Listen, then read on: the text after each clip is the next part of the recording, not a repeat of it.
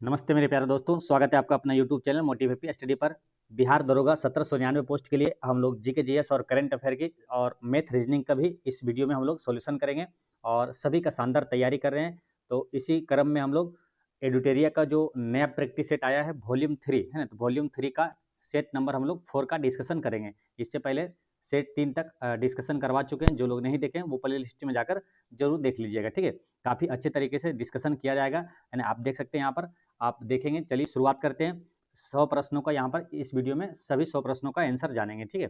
तो चलिए शुरुआत करते हैं। पहला प्रश्न क्या पूछा गया है, पापीकोंडा नेशनल पार्क किस राज्य में स्थित है। तो पापीकोंडा किस राज्य में होगा, ये होगा आंध्र प्रदेश में, है आंध्र प्रदेश यहाँ पर करेक्ट आंसर है। पापीकोंडा नेशनल पार्क किस राज्य में है, तो कहाँ पर हो जाएगा, आंध्र प्रदेश करेक्ट आंसर हो जाएगा, ठीक है।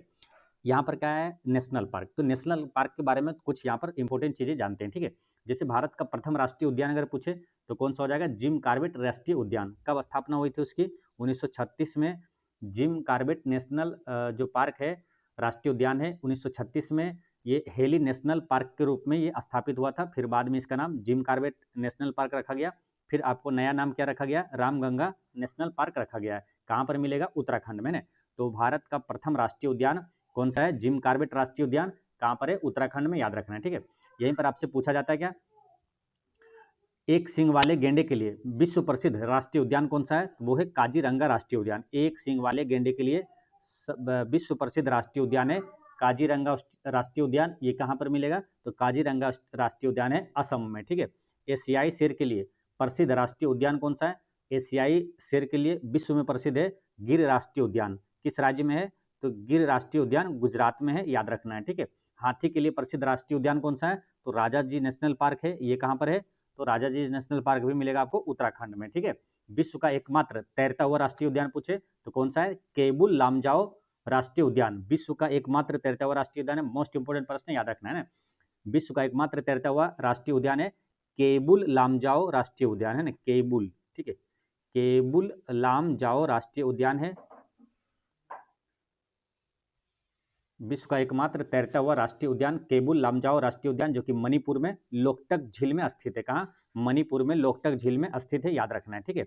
यहीं पर अगर बात करेंगे, जैसे कर्नाटक में कौन सा हो जाएगा, तो कर्नाटक में आपको मिलेगा क्या, बांदीपुर राष्ट्रीय उद्यान, बनेरघाटा राष्ट्रीय उद्यान, नागरहोल राष्ट्रीय उद्यान और कुद्रेमुख राष्ट्रीय उद्यान। ये कहाँ मिल जाएगा आपको, तो ये कर्नाटक में मिलेगा। और केरल में कौन सा है, तो पेरियार राष्ट्रीय उद्यान और एराविकुलम राष्ट्रीय उद्यान कहाँ पर है, तो केरल में, ठीक है।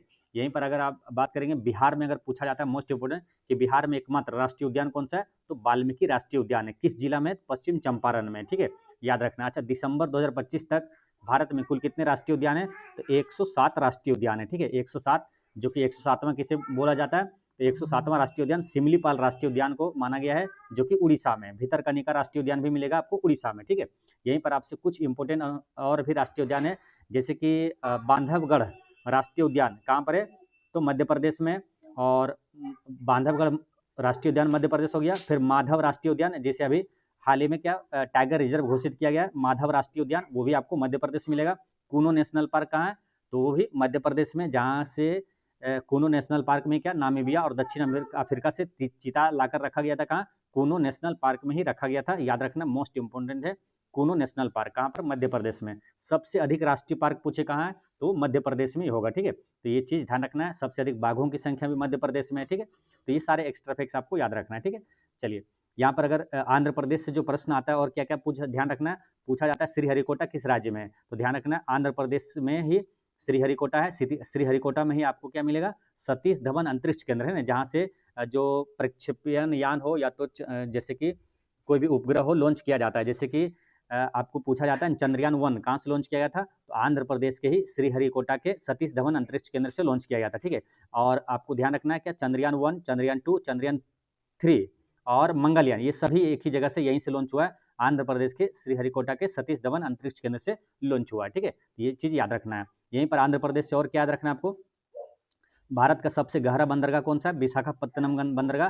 ये कहाँ पर मिलेगा, आंध्र प्रदेश में। कुचिपुड़ी लोक नृत्य शास्त्रीय नृत्य, कुचिपुड़ी शास्त्रीय नृत्य किस राज्य का है, तो आंध्र प्रदेश का, ठीक है। एक करंट अफेयर का मोस्ट इंपोर्टेंट प्रश्न याद रखना आपको कि भारत का पहला क्वांटम कंप्यूटिंग गांव कहाँ पर बनाया जा रहा है, तो ये आंध्र प्रदेश की राजधानी अमरावती में बनाया जा रहा है। ठीक है, तो ये सभी मोस्ट इंपोर्टेंट प्रश्न है, आपको याद रखना है। रेगुलर क्लास में बने रहेंगे यहाँ पर, तो आपको सभी चीज़ें अपने आप याद हो जाएगा। ठीक है, चलिए शुरुआत करते हैं। क्वेश्चन नंबर 2, इसमें क्या है, निम्नलिखित में से कौन सुमेलित नहीं है?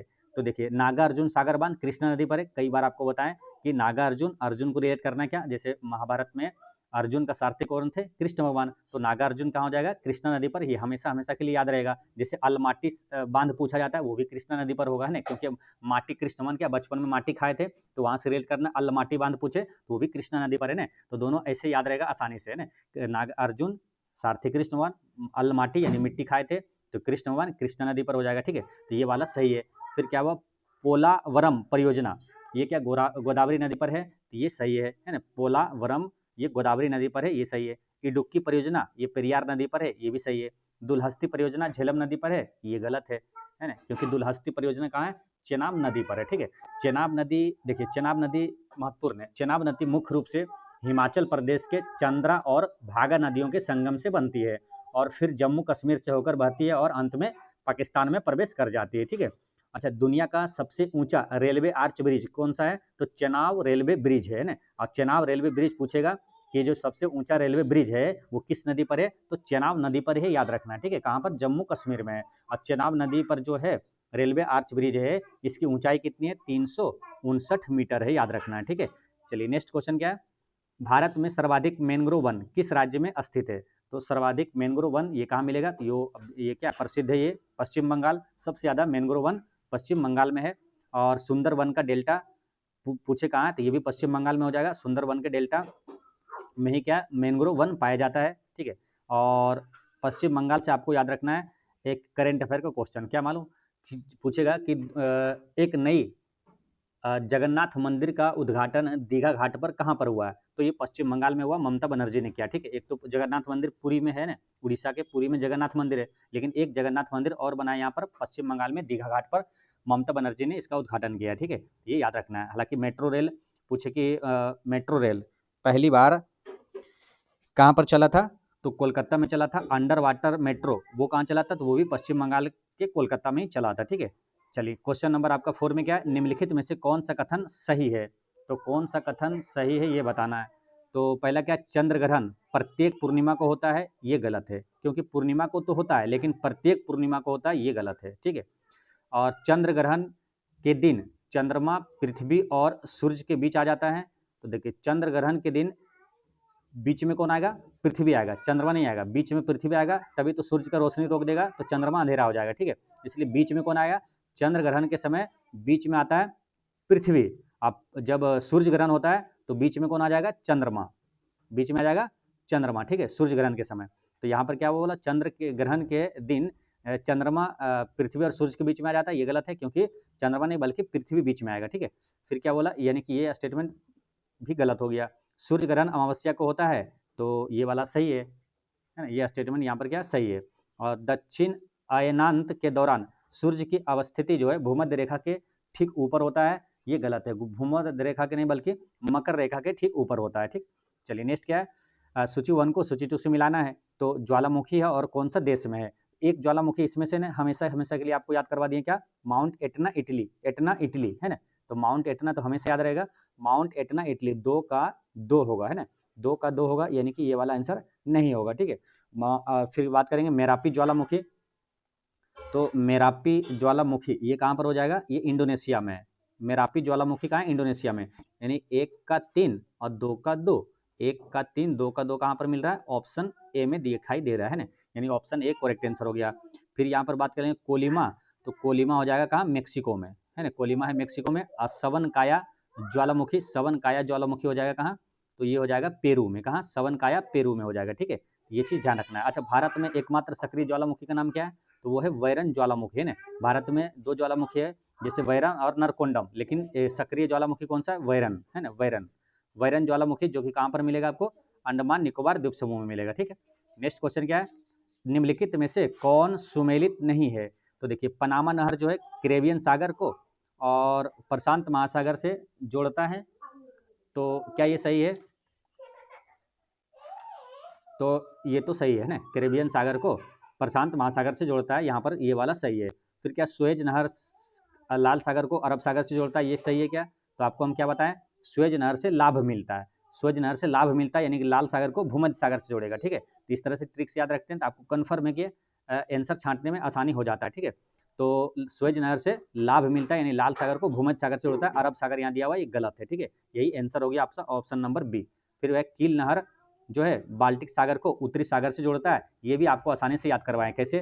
कील कील उतरा बाल्टी में, कील उतरा बाल्टी में, यानी कि कील नहर जो है उत्तरी सागर को बाल्टिक सागर से जोड़ता है। कील उतरा बाल्टी में यानी कील नहर क्या हो जाएगा, जैसे कील नहर आएगा दिमाग में तुरंत आएगा कील उतरा बाल्टी में, उत्तरी सागर को बाल्टिक सागर से जोड़ता है, ये वाला सही है। यहाँ पर इरी नहर जो है इरी झील को मिशिगन झील से जोड़ता है, ये वाला सही है ना। यानी गलत कौन था? तो सुएज नहर से लाभ मिलता है ना, लाल सागर को भूमध्य सागर से जोड़ता है। नेक्स्ट क्या है, निम्नलिखित में से कौन सा सही सुमेलित नहीं है? तो सही सुमेलित इसमें से कौन सा नहीं है? देखिए, जायरे नदी या विषुवत रेखा को 2 बार काटती है, ये सही है ना, विषुवत रेखा को 2 बार काटती है जायरे नदी। लिम्पोपो नदी ये भी मकर रेखा को 2 बार काटती है, ये भी सही है। आमुर नदी या चीन व मंगोलिया के मध्य सीमा बनाती है, तो ये गलत है। आमुर नदी जो है चीन और मंगोलिया के बीच नहीं बल्कि रूस और पूर्वी चीन के बीच सीमा बनाती है ना, तो ये वाला गलत है। मैंगकोंग नदी या दक्षिण पूर्व एशिया की सबसे लंबी नदी है, तो ये वाला सही है, ऑप्शन सी यहाँ पर करेक्ट आंसर है। नेक्स्ट क्वेश्चन आपका क्वेश्चन नंबर 8 में क्या है, निम्नलिखित में से कौन सा सही सुमेलित नहीं है? तो वेल्ड क्या घास का मैदान है, दक्षिण अफ्रीका में है, ये वाला तो सही है। ठीक है, कैंटरबरी ये फिनलैंड बताया यहाँ पर, तो ये गलत है क्योंकि कैंटनबरी जो है फिनलैंड बल्कि न्यूजीलैंड का ये घास का मैदान है। कहाँ पर है?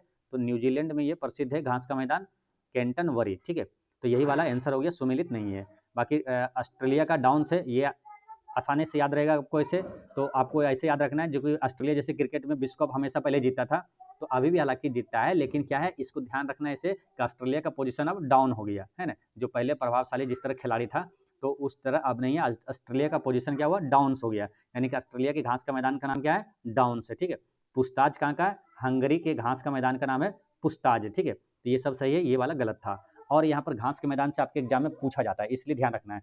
प्रेरी घास का मैदान पूछे कहाँ का है, तो आंसर क्या बताना है, उत्तरी अमेरिका है ना, प्रेरी है उत्तरी अमेरिका। पंपास घास का मैदान कहाँ का है, तो दक्षिण अमेरिका का है। ठीक है, जिसमें दक्षिण अमेरिका में सबसे ज्यादा प्रसिद्ध पूछा जाता है अर्जेंटीना है, उरुग्वे है और ब्राजील के कुछ हिस्सों में पाया जाता है ये पंपास घास का मैदान। लेकिन आपसे पूछे पंपास घास का मैदान, तो अर्जेंटीना ध्यान रखना है ना, अर्जेंटीना की घास का मैदान क्या बोलते हैं, पंपास बोला जाता है। फिर यहीं पर आएगा क्या, अस्टेपी घास का मैदान। तो अस्टेपी घास का मैदान कहाँ पर है, तो ये मिलेगा यूरोप और उत्तरी एशिया में मिलेगा अस्टेपी घास का मैदान। सवाना घास का मैदान कहाँ पर है, तो अफ्रीका में है ना, अफ्रीका में सवाना घास का मैदान। लानोस घास का मैदान कहाँ है, तो लानोस मिलेगा आपको वेनेजुएला और कोलंबिया में है ना, तो वेनेजुएला ज्यादा पूछा जाता है, ध्यान रखना है। लानोस कहाँ हो जाएगा, वेनेजुएला के घास के मैदान को लानोस कहा जाता है। ठीक है, पूछेगा डायरेक्ट पटाना क्या है, तो पटाना वो चीज नहीं है, क्या है ये, श्रीलंका के घास का मैदान है। ठीक है, तो श्रीलंका के घास के मैदान को पटाना कहा जाता है। नेक्स्ट क्वेश्चन क्या है, संविधान हत्या दिवस प्रतिवर्ष किस तिथि को मनाया जाता है, तो ये 25 जून को मनाया जाता है। क्यों मनाया जाता है, क्योंकि 25 जून 1975 में राष्ट्रीय आपात की घोषणा, राष्ट्रीय आपात लगा दिए कौन, इंदिरा गांधी जी ने, उस समय प्रधानमंत्री थे, और संविधान का उल्लंघन माना गया है, इसलिए संविधान हत्या दिवस 25 जून को मनाया जाता है। देखिए ये क्या है, संविधान हत्या दिवस, यहीं पर पूछेगा संविधान दिवस कब मनाया जाता है, तो ये 26 नवंबर को मनाया जाता है, क्योंकि 26 नवंबर 1949 को ही संविधान को अंगीकार किया गया था। तो 26 नवंबर को क्या संविधान दिवस, और संविधान हत्या दिवस 25 जून को। ठीक है, 26 नवंबर को ही क्या मनाया जाता है, और राष्ट्रीय दुग्ध दिवस 26 नवंबर को ही मनाया जाता है। नेक्स्ट क्वेश्चन क्या है, खो खो वर्ल्ड कप 2025 के ब्रांड एम्बेसडर किसे बनाया गया था, तो किसे बनाया गया था, तो ये सलमान खान को खो खो विश्व कप 2025 के ब्रांड एम्बेसडर बनाया गया था, सलमान खान को। ठीक है, यहीं पर बात करेंगे आयुष्मान खुराना को फिक्की का ब्रांड एम्बेसडर बनाया गया। सोनू सूद को जो है ये थाईलैंड पर्यटन विभाग ने सोनू सूद को है ब्रांड एम्बेसडर बनाया है। और फिट इंडिया मूवमेंट, इसका ब्रांड एम्बेसडर कौन है, तो नरेंद्र कुमार यादव है, फिट इंडिया मूवमेंट के ब्रांड एम्बेसडर है। ठीक है, यहाँ पर क्या क्या चीज ध्यान रखना है आपको, एक तो देखिए खो खो वाला ये बहुत महत्वपूर्ण है, याद रखना है सलमान खान को। अब खो खो वर्ल्ड कप ये हुआ था कहाँ, तो ये नई दिल्ली में हुआ। ठीक है, खो खो विश्व कप जो है पहली बार 2025 में नई दिल्ली में हुआ है। और खो खो विश्व कप 2025 के विजेता कौन है, याद है मालूम, कई बार आपको याद करवाएं, तो देखिए खो खो विश्व कप 2 होता है ना, एक पुरुष वाला है एक महिला वाला है, तो खो खो विश्व कप पुरुष वाला विजेता कौन है, तो भारत है। और महिला वाला विजेता कौन है, तो संजोग से ये भी कौन है, भारत है। और संजोग से क्या, दोनों में उपविजेता कौन है, नेपाल है। यानी कि पुरुष वाले जो खो खो वर्ल्ड कप है उसमें भी नेपाल को हराकर जीता था फाइनल में, और महिला वाला भी नेपाल ही फाइनल में भी हारा था, और भारत दोनों जीत लिया। ठीक है, ये सब याद रखना है। नेक्स्ट क्वेश्चन क्या है, बिहार विधानसभा चुनाव 2025 के पहले चरण में कितना प्रतिशत मतदान हुआ था। तो पहले चरण में कितना प्रतिशत मतदान हुआ था, तो 65.08%। ठीक है, ये इससे ज़्यादा महत्वपूर्ण क्या याद रखना है आपको, कि कुल मतदान कितना हुआ। ठीक है, ये हो सकता है कम पूछा है, संभावना कम है, लेकिन कुल मतदान कितने प्रतिशत रहा था, तो 66.91% रहा था। ये आपको ध्यान रखना है। ठीक है, कुल मतदान कितना रहा था बिहार विधानसभा चुनाव 2025 में, तो टोटल में कुल मिलाकर कितना 66.91% रिकॉर्ड मतदान रहा था। ठीक है, यहाँ पर पूछे अगर एनडीए को कितना सीट मिला था, तो 202 सीट मिला था, और महागठबंधन को कितना 35 सीट मिला था। नेक्स्ट क्या है, मुख्यमंत्री जो है नीतीश कुमार जी 10वीं बार शपथ लिए थे, ये भी ध्यान रखना है। भारत सरकार ने मलेरिया को पूर्ण रूपेण उन्मूलन का लक्ष्य कब तक रखा है, तो मलेरिया उन्मूलन का पूर्ण लक्ष्य 2030 तक है ना, ऑप्शन डी यहाँ पर सही है। और HIV एड्स जो है समाप्त करने का लक्ष्य कब तक है, 2030 तक ही है। ठीक है, यहीं पर क्या है, भारत द्वारा इसरो द्वारा अंतरिक्ष स्टेशन स्थापित करने का लक्ष्य कब तक है, 2035 तक है। और मानव दल भेजने का अंतरिक्ष में, मानव दल भेजने का भारत का लक्ष्य कब तक है, 2040 तक है। विकसित भारत का लक्ष्य कब तक है, 2047 तक है।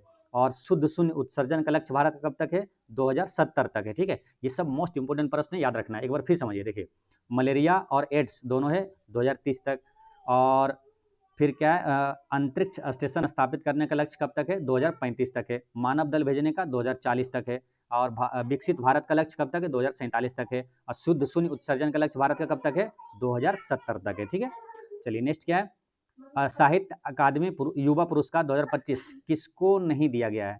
तो साहित्य अकादमी युवा पुरस्कार 2025 किसे नहीं दिया गया है, तो गगन गिल को नहीं दिया गया, बाकी अद्वैत कोटारी को मिला था, पार्वती तिर्की को मिला है, और नेहा रुबाब को मिला है साहित्य अकादमी युवा पुरस्कार 2025, है ना। गगन गिल को इस बार 2025 में नहीं मिला है। ठीक है, नेक्स्ट क्या है, किन्हें पद्म पुरस्कार 2025 से सम्मानित नहीं किया गया है। तो 2025 में किनको किनको, सुशील मोदी जी को मिला है, और शारदा सिन्हा को मिला है, और किशोर कुणाल को मिला है।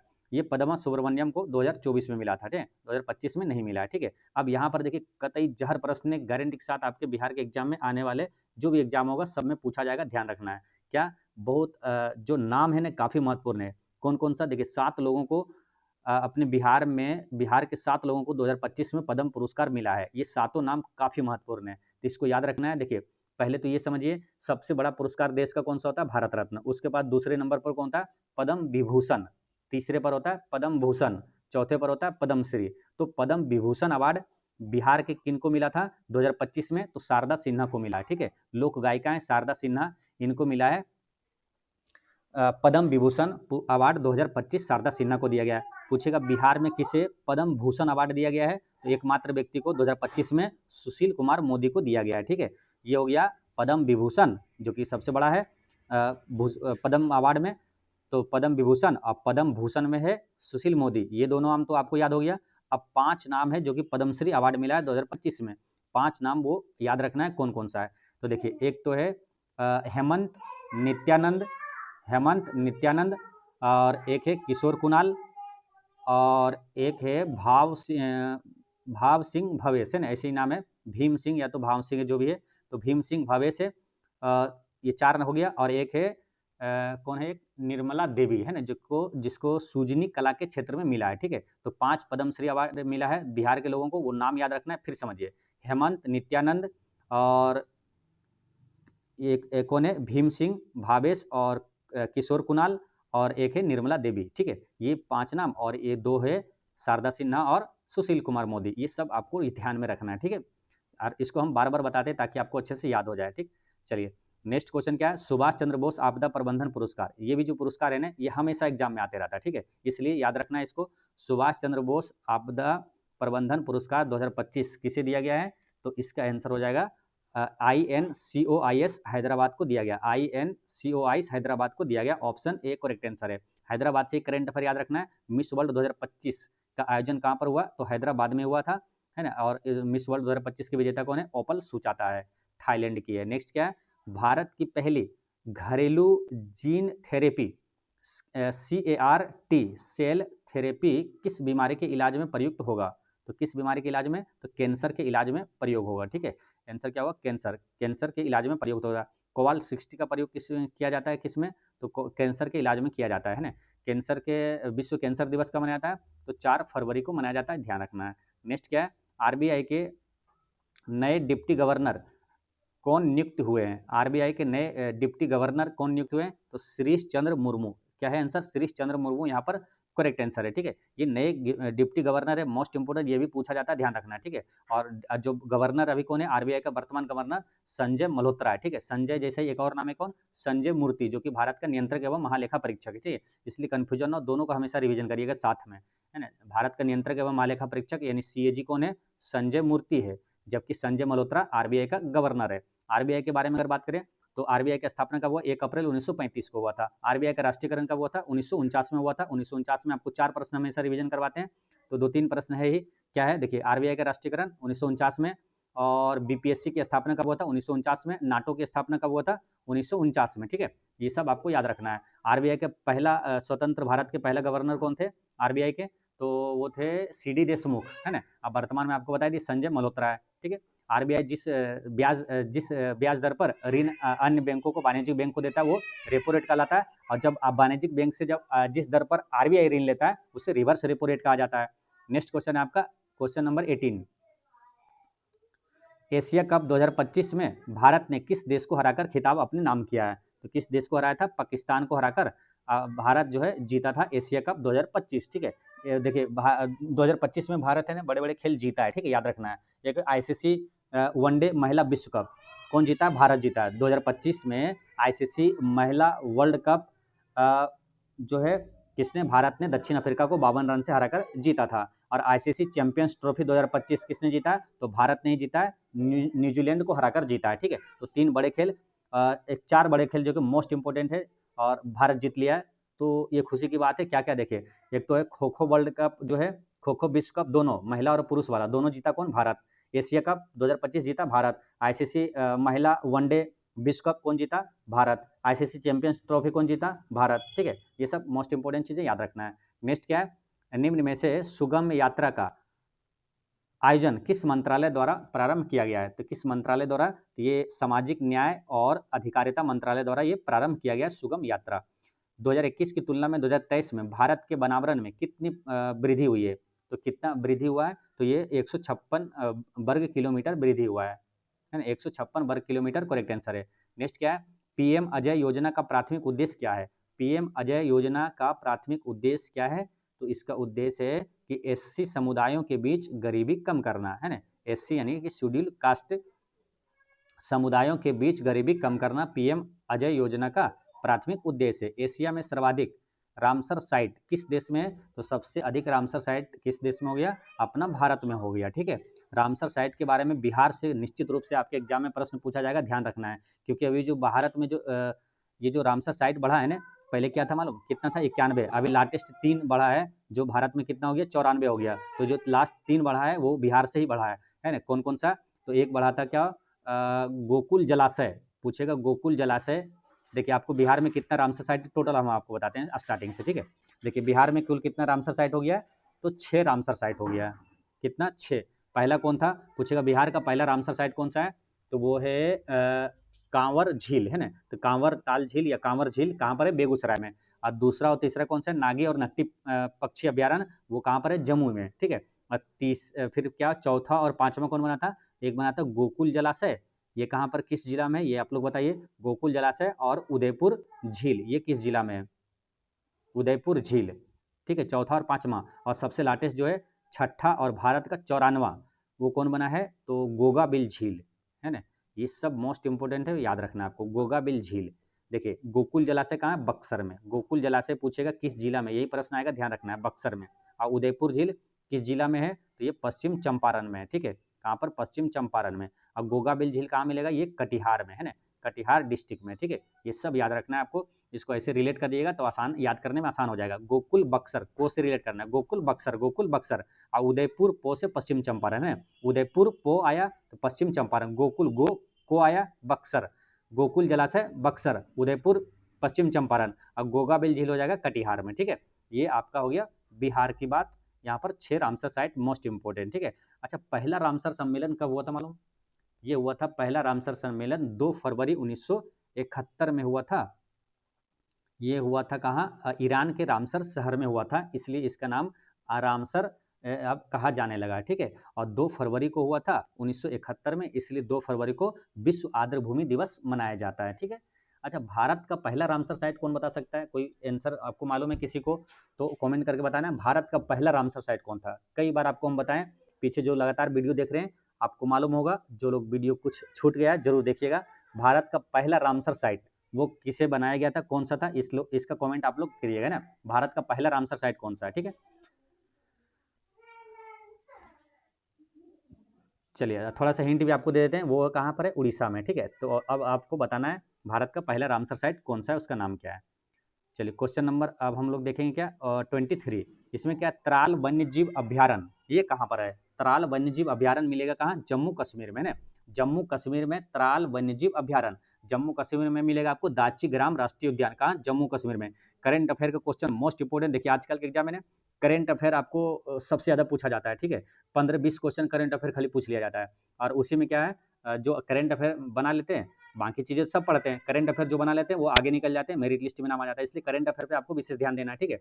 तो करेंट अफेयर की चीज़ें हम फोकस करते हैं, आपको हर बार बताते हैं, जब भी हर वीडियो में आपको करेंट अफेयर आपको डिटेल से बता देते हैं। जैसे जम्मू कश्मीर से आपको करंट अफेयर क्या क्या पूछा जाएगा, मोस्ट इंपोर्टेंट है, पूछेगा जेड मोड़ सुरंग किस राज्य में है ना। कैसे क्वेश्चन आएगा मालूम कि हाल ही में प्रधानमंत्री नरेंद्र मोदी जी ने सोनमर्ग सुरंग का शुभारंभ किया है, उद्घाटन किया, ये किस राज्य में है, ठीक है। तो जेड मोड़ सुरंग को ही बोलते हैं क्या? सोनमर्ग सुरंग बोला जाता है, ठीक है। तो जेड मोड़ सुरंग किस राज्य में है?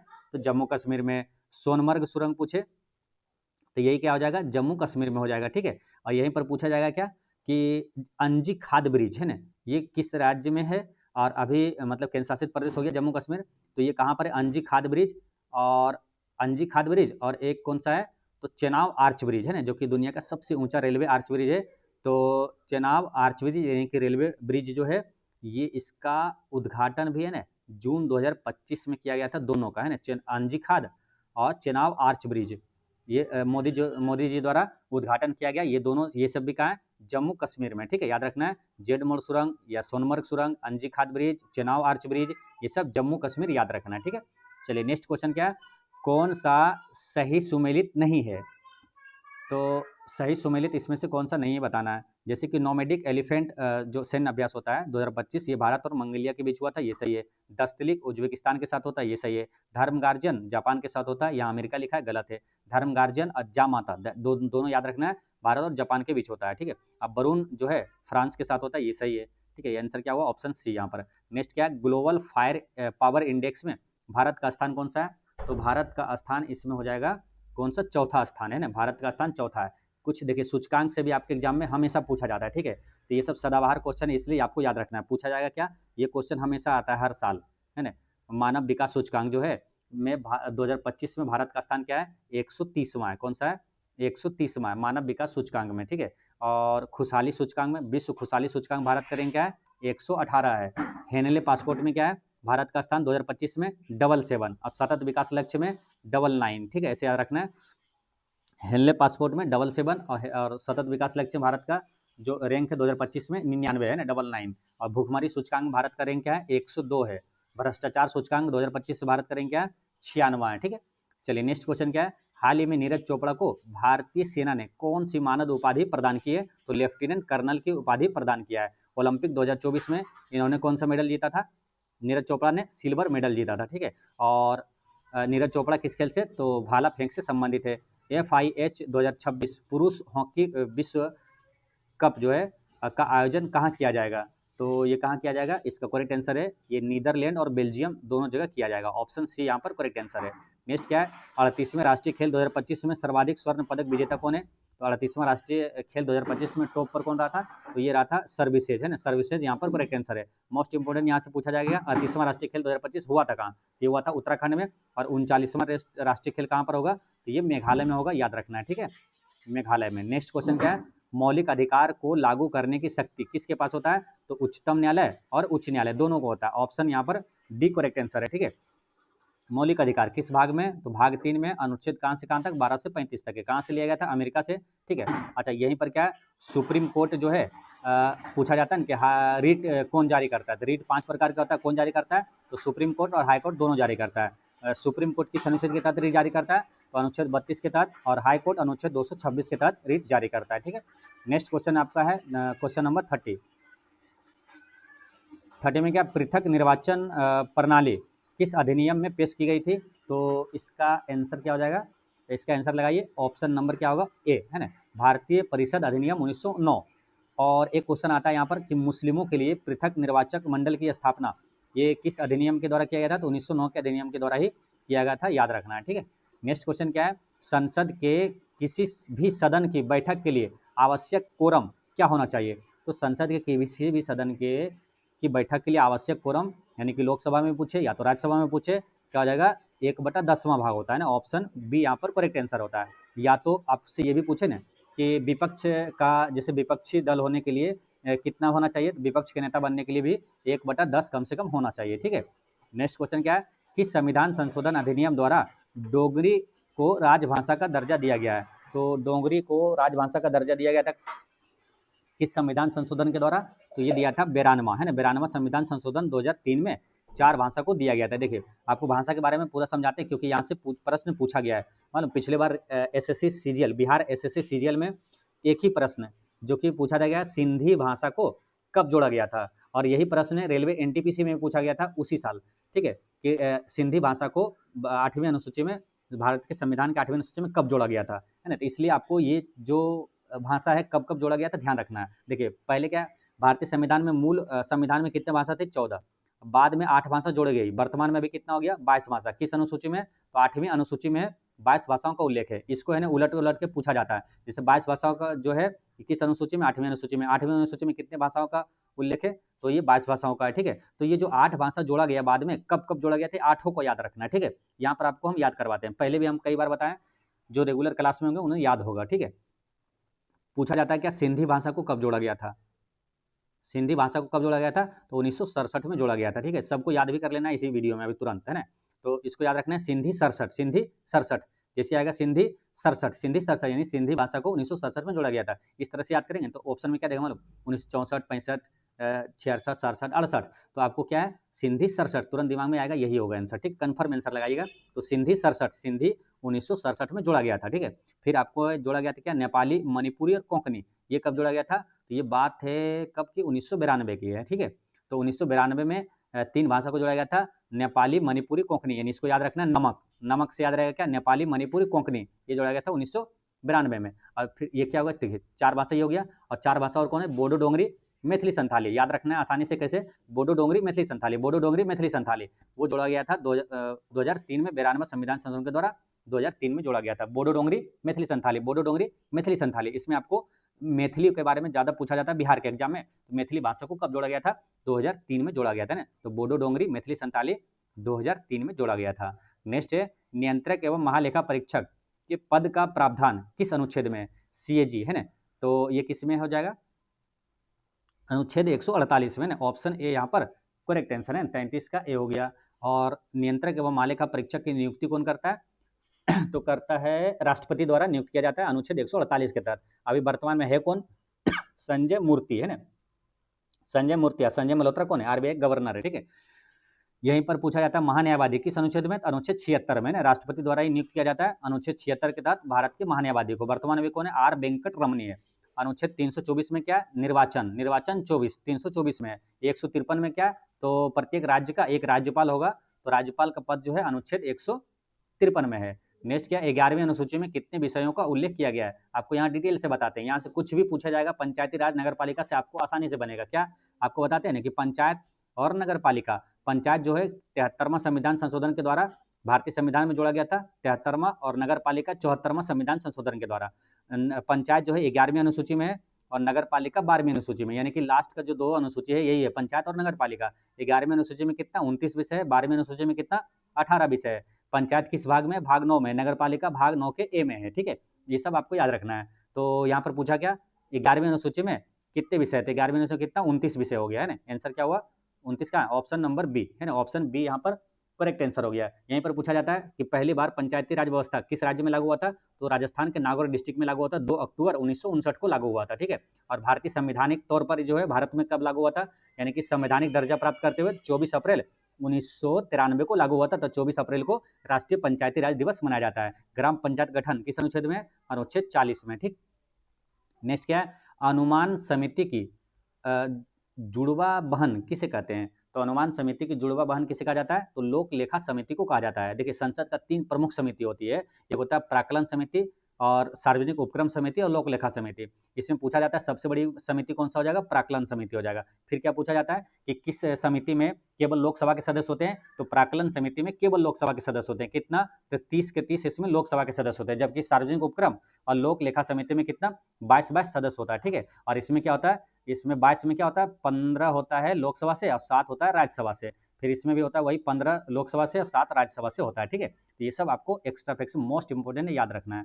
नेक्स्ट क्या है, विश्व का प्रथम लिखित संविधान किस देश का है, तो पहला लिखित संविधान है संयुक्त राज्य अमेरिका का, लेकिन सबसे बड़ा पूछे तो अपना भारत का हो जाएगा। नेक्स्ट क्या है, गलत मिलान का चयन करें। विश्व हिंदी दिवस जनवरी को 10 जनवरी को सही है, विश्व पृथ्वी दिवस 22 अप्रैल को सही है, और विश्व ओजोन दिवस 16 सितंबर, कब, 16 सितंबर होता है ना। तो आंसर क्या हुआ, सी करेक्ट आंसर है यहाँ। नेक्स्ट क्या है, सोरा किस देश की संसद का नाम है, तो सोरा किस देश का संसद का नाम है, तो ये है अफगानिस्तान का ना, अफगानिस्तान का संसद का नाम है सोरा, ठीक है। मालदीव का क्या है, मजलिस, मालदीव का मजलिस। इजराइल का पूछा जाता है नेसेट, है ना, इजराइल का संसद का नाम क्या है, नेसेट। बांग्लादेश का संसद का नाम क्या है, जातीय संसद। रूस का पूछा जाता है, कई बार आपसे पूछा गया है, बिहार दरोगा में ही पूछा हुआ प्रश्न है कि ड्यूमा किस देश का संसद का नाम है, तो ड्यूमा कहाँ का है, तो ये है रूस का, ठीक है। जापान का क्या है, डायट, है ना, जापान का पूछा जाता है डायट।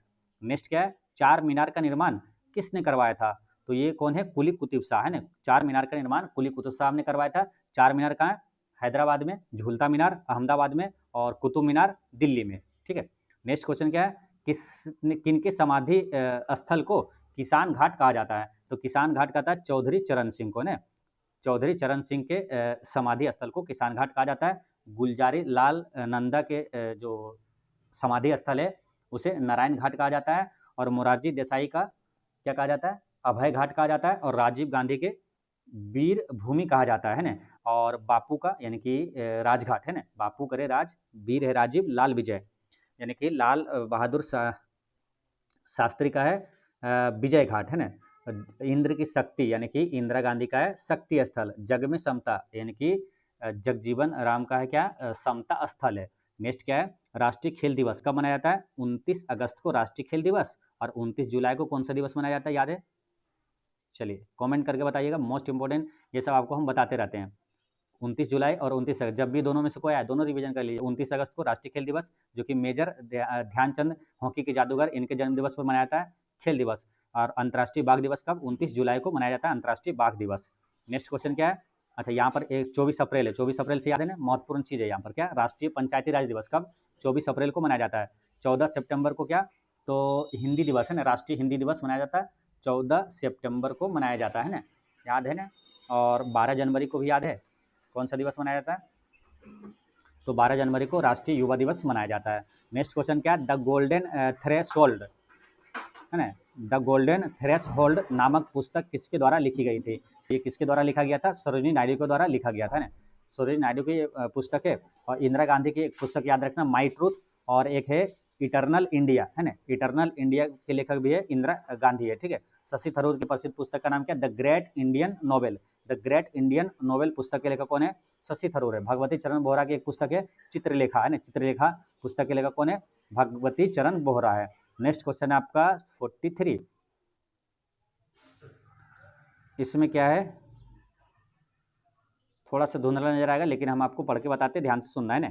खेल एवं खिलाड़ियों की संख्या का कौन सा युग्म सही सुमेलित नहीं है, तो देखिए कबड्डी में क्या लिखा है यहाँ पर 7 है, तो ये वाला सही है। वाटर पोलो में भी 7 है, ये सही है। खो खो में 9 है, ये वाला सही है। बेसबॉल में 7 है, तो ये सही नहीं है। और आपको आसानी से याद करवाए थे ताकि ये सब क्वेश्चन पूछे तो आसानी से बन जाए। कैसे याद करवाए थे, 2 ही चीज़ तो याद करवाए थे, 2 ही चीज़ में आंसर आ जाता है, फिर दिक्कत क्या है। देखिए बेसनमा नहीं खेबो, ऐसे बोले थे ना कि बेसनमा नहीं खेबो, यानी कि बेसबॉल और खो खो दोनों में कितना 9 खिलाड़ी है, तो बेसनवा नहीं खेबो, बेसन मतलब खाने वाला जो चीज़ होता है, बेसनवा नहीं खेबो, नहीं से हो जाएगा नो खिलाड़ी। अब बेसनमा नहीं खेबो खो खो, दोनों में क्या है, नो खिलाड़ी होता है। बेसनमा नहीं खेबो यानी कि बेसबॉल और खो खो में नो खिलाड़ी होता है, हमेशा याद रहेगा, है ना। तो बेसबॉल और खो खो दोनों में नो खिलाड़ी होता है, इसलिए यहाँ पर गलत दिया हुआ है, 7 लिख दिया। नेक्स्ट क्या है, पेरिस किस नदी के किनारे बसा हुआ है? तो पेरिस किस नदी के किनारे हो जाएगा? तो ये है सीन नदी के किनारे, पेरिस सीन नदी का। पेरिस वही है, फ्रांस की राजधानी पेरिस है, जहाँ पर क्या हुआ, एआई शिखर सम्मेलन हुआ, यहीं पर हुआ। पेरिस ओलंपिक 2024 का हुआ था, पेरिस में हुआ था। नेक्स्ट क्या है, निम्न में से कौन सा लोक नृत्य आंध्र प्रदेश का लोक नृत्य है? तो देखिए यहाँ पर क्या मिलेगा, कुचिपुड़ी है ना, कच्छ का पुड़ी आंध्रा में खा गए, तो कुचिपुड़ी आंध्र प्रदेश का हो गया, हमेशा याद रहेगा। यक्षगान कर्नाटक का है, सरहुल कहाँ का है? तो ये त्यौहार है सरहुल, झारखंड का त्यौहार है। और ये क्या, मुखौटा, मुखौटा कहाँ का है? तो ये है अरुणाचल प्रदेश का, ठीक। नेक्स्ट क्वेश्चन क्या है, नोबेल पुरस्कार प्राप्त करने वाले भारतीयों का कौन सा युग्म सुमेलित नहीं है? तो रविंद्रनाथ टैगोर को 1913 में मिला था, ये बात सही है ना, क्योंकि एशिया का पहला नोबेल पुरस्कार रविंद्रनाथ टैगोर को ही मिला था, और गीतांजलि पुस्तक के लिए मिला था, और 1913 में ही मिला था। 1913 से आपको याद करवाते क्या, जो भारत चंद क्या, जो भारत की पहली फिल्म है ना, राजा हरिश्चंद्र, है ना, तो पहली फिल्म राजा हरिश्चंद्र कब आया था? 1913 में आया था। गदर पार्टी की स्थापना कब हुआ था? तो 1913 में हुआ था, और रविन्द्रनाथ टैगोर को नोबेल पुरस्कार 1913 में ही मिला था। कैलाश सत्यार्थी और मलाला यूसुफजई को ये 2014 में मिला था, ये वाला भी सही है। और सीवी रमन को 1930 में मिला था, ये भी सही है। अमर्त्य सेन को 1968, ये गलत है ना। अमर्त्य सेन को कब मिला था नोबेल पुरस्कार? तो 1998 में मिला था, ठीक है। तो यहाँ पर आंसर क्या हुआ, डी। नेक्स्ट क्या है, विश्व की सबसे छोटा देश कौन सा है? तो ये है वेटिकन सिटी, है ना। विश्व का सबसे छोटा देश वेटिकन सिटी, सबसे बड़ा कौन सा हो जाएगा? तो रूस हो जाएगा, ठीक है। नेक्स्ट क्या, यूरोप का मरीज किसे कहा जाता है? तो यूरोप का मरीज तुर्की को कहा जाता है ना। तुर्की, यहाँ पर आंसर हो गया तुर्की। तुर्की की राजधानी कहाँ है? अंकारा। तुर्की का मुद्रा का नाम क्या है? लीरा, ठीक है। अच्छा, यहाँ पर क्या है, क्यूबा। क्यूबा को क्या बोलते हैं? तो विश्व का चीनी का कटोरा क्यूबा को कहा जाता है। यूरोप का खेल का मैदान स्विट्जरलैंड को कहा जाता है। और जिब्राल्टर को क्या कहा जाता है? भूमध्य सागर का प्रवेश द्वार। भूमध्य सागर का प्रवेश द्वार जिब्राल्टर को कहा जाता है। निम्नलिखित में से कौन सा सामाजिक सुधार भारत में विलियम बेंटिक द्वारा शुरू नहीं किया गया था? तो सती प्रथा का उन्मूलन किया था विलियम बेंटिक ने, ये किया था, सही है ना। रोल विलियम बेंटिक जो कि भारत का पहले गवर्नर जनरल था। और ठगी प्रथा का अंत भी किया था किसने? तो इसने लॉर्ड विलियम बेंटिक ने किया था। कन्या भ्रूण हत्या को बढ़ावा देना, ये वाला विलियम बेंटिक का नहीं है ना, तो यह वाला सी करेक्ट आंसर हो जाएगा, है ना। 49 का सी हो गया। नेक्स्ट क्वेश्चन क्या है, निजाम उल मुल्क आसफ जाह के संदर्भ में निम्नलिखित में से कौन सा कथन सही नहीं है? तो निजाम उल मुल्क आसफ जाह के संदर्भ में निम्नलिखित में से कौन सा कथन सही नहीं है? तो इसको चेक करते हैं कि इसने हैदराबाद की स्थापना की थी, तो ये वाला सही है ना, कुली कुतुब साहब को ही निजाम उल मुल्क कहा जाता है। और इसने केंद्रीय मुगल सत्ता से अपनी स्वतंत्रता की खुलेआम घोषणा की थी, तो यहाँ पर देखेंगे ये गलत है ना। इसने केंद्रीय मुगल सत्ता से अपनी स्वतंत्रता की खुलेआम घोषणा की थी, ये गलत है। इसने दक्कन में स्थापित अपने राज्य में मुगलों के नमूने पर जागीरदारी प्रथा चलाई, ये वाला सही है। तो सही कौन सा नहीं है? तो ऑप्शन बी यहाँ पर करेक्ट आंसर हो गया, ये सही नहीं है। नेक्स्ट क्वेश्चन का, सहायक संधि या तो प्रथा या प्रणाली के संबंध में कौन सा कथन असत्य है? तो सहायक संधि के बारे में कौन सा गलत है? तो देखिए, इस प्रथा में शामिल सहयोगी राज्यों को ब्रिटिश सेना अपने राज्य में रखनी पड़ती थी, तो ये वाला यहाँ पर क्या है, सही है, ठीक है। फिर क्या है, इस प्रणाली में यानी सहायक संधि प्रणाली में क्या शामिल देशी राज्य किसी पड़ोसी देश से कूटनीतिक संबंध बनाने तथा विदेशी विशेषज्ञ रखने का अधिकार खो देता था, ये भी सही है, सही है, ठीक है। फिर क्या, सहायक संधि प्रथा में सुरक्षा प्राप्त राज्य की सेनाएं भंग कर दी गई, ये वाला भी सही है। फिर क्या है, मैसूर के टीपू सुल्तान ने सहायक संधि के तहत सेना खर्च के लिए अपने राज्य का एक भाग कंपनी को दे दिया, ये गलत है ना। तो यहाँ पर क्या हो जाएगा, ऑप्शन डी यहाँ पर गलत है ना, असत्य है, ठीक है। यहीं पर अगर बात करेंगे सहायक संधि से जो मोस्ट इंपोर्टेंट प्रश्न आता है कि सहायक संधि पर हस्ताक्षर करने वाला पहला राज्य कौन था? हैदराबाद, है ना। तो सहायक संधि पर सबसे पहले हस्ताक्षर किसने किया था? हैदराबाद के निजाम ने किया था, है ना। और सहायक संधि का जनक किसे कहा जाता है? तो लॉर्ड बेलेजली को कहा जाता है ना, बेलेजली को। नेक्स्ट क्या है, 1859 के नील विद्रोह के बारे में निम्नलिखित में से कौन सा कथन सही है? तो नील विद्रोह के बारे में कौन सा कथन सही है? तो देखिए, बात करेंगे क्या, यह पूना और अहमदनगर में शुरू हुआ, ये गलत है, क्योंकि नील विद्रोह कहाँ? बंगाल में हुआ था। यह शाहकारों के विरुद्ध संचालित था, ये गलत है, क्योंकि ये किसके विरुद्ध हुआ था, तो ये यूरोपीय बागान मालिकों के विरुद्ध था, नील विद्रोह, ठीक है। तो ये वाला गलत हो गया। बंगाल के बुद्धिजीवियों ने इसे बढ़ावा दिया था, ये वाला सही है ना। तो ऑप्शन यहाँ पर सी करेक्ट आंसर हो जाएगा। यह छोटे जमींदारों तथा बागान मालिकों के पूर्व कर्मचारियों के विरुद्ध संचालित था, ये गलत है, क्योंकि ये यूरोपीय बागान मालिकों के विरुद्ध ये नील विद्रोह था, ठीक है। तो ये आंसर क्या हो गया, ऑप्शन यहाँ पर सी करेक्ट आंसर है। नेक्स्ट क्वेश्चन आपका 53। देखिए पिछले वीडियो में आपको विद्रोह के बारे में कब हुआ था, कहाँ हुआ था, नेतृत्व किसने किया था, सब बताएं, ठीक है। इसलिए सभी वीडियो देखिए, आपका सभी पूरा सिलेबस आपको कवर हो जाएगा। निम्नलिखित युग्मों में से कौन सा सुमेलित नहीं है, तो लॉर्ड नॉर्थ जो है 1773 का रेगुलेटिंग एक्ट, तो ये वाला सुमेलित है। लॉर्ड कॉर्नवालिस चिर अस्थायी बंदोबस्त यानी कि अस्थायी बंदोबस्त का जनक कॉर्नवालिस को कहा जाता है, ये भी सही है। लॉर्ड विलियम बेंटिक सती प्रथा का उन्मूलन किया था, ये भी सही है। लॉर्ड कैनिंग भारतीय शिक्षा का कार्यवृत्त किया था, तो ये वाला गलत है, क्योंकि भारतीय शिक्षा का कार्यवृत्त की बात है ये कब की, 1854 का, ठीक है। तो उस समय कौन था, लॉर्ड डलहौजी था ना। डलहौजी का कार्यकाल 1848 से 1856 तक था ना, जिसके समय में आपको डाक विभाग की शुरुआत हुआ था, भारतीय शिक्षा का कार्यवृत्त हुआ था, और रेल भारत में रेल पहली बार चला था डलहौजी के समय। और डलहौजी को क्या हड़प नीति का अपनाया था, किसने, हड़प नीति बोलिए या तो विलय नीति बोलिए, डॉक्ट्रिन ऑफ लेप्स बोलिए, क्या किसने अपनाया था, लॉर्ड डलहौजी ने। नेक्स्ट क्या है, 1740 से 48 के मध्य यूरोप में चला ऑस्ट्रियाई उत्तराधिकार का युद्ध किन यूरोपीय शक्तियों के मध्य हुआ था, तो किन यूरोपीय शक्तियों के मध्य हुआ था, ये फ्रांस और अंग्रेज के बीच हुआ था ना, फ्रांस और अंग्रेज करेक्ट आंसर यहाँ। नेक्स्ट क्या, मुंडा आंदोलन के संदर्भ में कौन सा कथन सत्य है, मुंडा आंदोलन के संबंध में, तो यहाँ पर देखेंगे कि 1895 में बिरसा मुंडा ने अपने अनुयायियों के गौरवशाली अतीत को पुनः प्राप्त करने का आग्रह किया, ये सही है। मुंडा आंदोलन मिशनरियों, साहूकारों तथा हिंदू जमींदारों को बाहर करना चाहता था, ये सही है। और वर्ष 1900 में बिरसा मुंडा की मृत्यु के बाद यह कमजोर पड़ गया था, ये भी सही है। यानी कि तीनों सही है। आंसर क्या हुआ, ऑप्शन डी करेक्ट आंसर है। बिरसा मुंडा कौन है, तो मुंडा विद्रोह का नेतृत्व किसने किया था, बिरसा मुंडा ने किया था, ठीक है। और ये बिरसा मुंडा विद्रोह कहाँ हुआ था, तो झारखंड के छोटा नागपुर पठार में हुआ था। और ये जो बिरसा मुंडा के गुरु कौन थे, आनंद पांडे थे, है ना। बिरसा मुंडा का जो 2025 में कौन सा दिवस जन्म दिवस मनाया गया था, 150वीं, ठीक है। नेक्स्ट क्वेश्चन क्या है,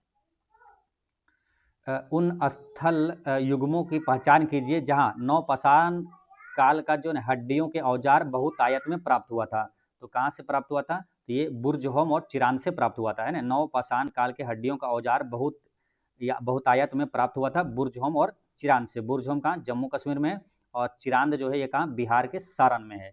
नेक्स्ट क्या है, हड़प्पा सभ्यता के समकालीन किस सभ्यता के भवनों में सुखाई गई ईंटों का प्रयोग हुआ था, सुखाई गई ईंटों का प्रयोग होता मिस्र की सभ्यता में, है। किस मिस्र की सभ्यता, करेक्ट आंसर है। सातवाहन पूर्व बस्तियों का अस्तित्व दक्कन के अनेक स्थलों में पाए जाने वाले निम्नलिखित में से किस प्रकार के अब यहाँ पर क्या है, मृदान जो भी है प्रमाणित होता है, मृदभांड होगा, है ना। किस प्रकार के मृदभांड प्रमाणित होता है, तो ये क्या हो जाएगा, गेरुआ लेपित चित्रित मृदभांड, है ना। गेरुआ लेपित चित्रित मृदभांड ये होता है, ठीक है। सातवाहन वंश के संस्थापक कौन था, सिमुक, है ना। सातवाहन वंश का संस्थापक था सिमुक। और सीसा और पोटिन का सिक्का किसने चलाया था, तो सातवाहनों ने ही चलाया था। भारतीय मंदिरों में भव्य गोपुरमों को जोड़ने का निम्नलिखित में से किस शासक को दिया जाता है, तो इसका आंसर क्या होगा, कृष्णदेवराय, है ना। भारतीय मंदिरों में भव्य गोपुरमों को जोड़ने का निम्नलिखित में किस शासक को श्रेय दिया जाता है, तो कृष्णदेवराय करेक्ट आंसर है। कृष्णदेवराय से ही आपको याद रखना है क्या, अष्ट दिग्गज किसके दरबार में रहता था, अष्ट दिग्गज कृष्णदेवराय के दरबार में ही रहता था। अष्ट प्रधान वो किसके, शिवाजी के दरबार में रहता था। नेक्स्ट क्या है, सुल्तान गयासुद्दीन आजम शाह के संबंध में कौन सा कथन सही नहीं है, सुल्तान गयासुद्दीन आजम शाह के बारे में, तो देखिए फारसी शायर हाफिज उसका घनिष्ठ मित्र था, ये सही है।